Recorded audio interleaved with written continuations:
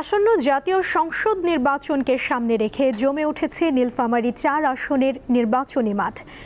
প্রচারণায় সরব প্রধান রাজনৈতিক দলগুলো। বাংলাদেশ জামায়াতে ইসলামী ও ইসলামী আন্দোলন বাংলাদেশ অনেক আগেই প্রার্থী চূড়ান্ত করে মাঠে নামলেও বিএনপি প্রার্থী ঘোষণার পর নির্বাচনী উত্তাপ আরও বেড়েছে।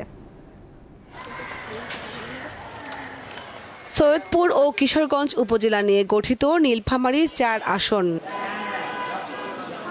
এশিয়া মহাদেশের সর্ববৃহৎ রেলওয়ে কারখানা, বিসিক শিল্পনগরী, সৈয়দপুর বিমানবন্দর, উন্নত শিক্ষা ব্যবস্থা এবং কৃষিভিত্তিক অর্থনীতি এই আসনের বৈশিষ্ট্য।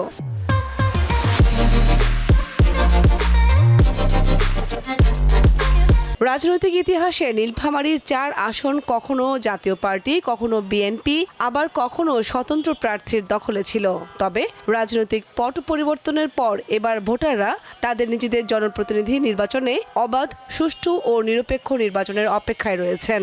আমরা এই প্রজন্ম আমরা দেখতে চাই একটা নিরপেক্ষ সরকারের মাধ্যমে একটা সুষ্ঠু নির্বাচন হোক। আমরা এমন একজন ব্যক্তিকে নির্বাচিত করতে চাই যিনি কিশোরগঞ্জের উন্নয়নে কাজ করবে এবং কিশোরগঞ্জের যে কলকারখানার দরকার, কিশোরগঞ্জের যে কর্মসংস্থানের দরকার, সেই কর্মসংস্থান সৃষ্টি করবে। এটাই আমার প্রথম ভোট, তো আমরা অবশ্যই প্রত্যাশী যে আমরা এমন একজনকে ভোট দিব যে উনি আমাদের নারীদের সুরক্ষা প্লাস আমাদের দেশের জনগণদের কার্যক্রম এগিয়ে নিয়ে যেতে পারবেন। এবারের নির্বাচনে নতুন করে প্রতিদ্বন্দ্বিতায় যুক্ত হয়েছে বাংলাদেশ জামায়াতে ইসলামী। দলটি অনেক আগেই প্রার্থী ঘোষণা করে পথসভা, গণসংযোগ ও নির্বাচনের সভার মাধ্যমে প্রচারণা চালিয়ে যাচ্ছে।